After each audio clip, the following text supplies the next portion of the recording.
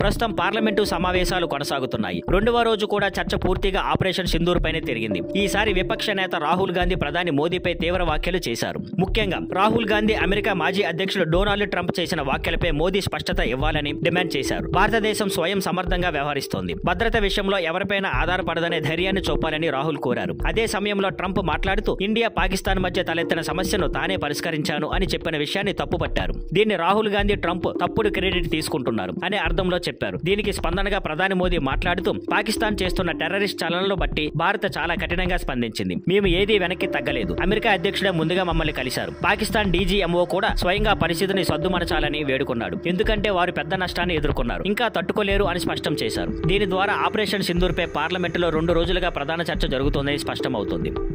Thank you for watching. Please like, share and subscribe.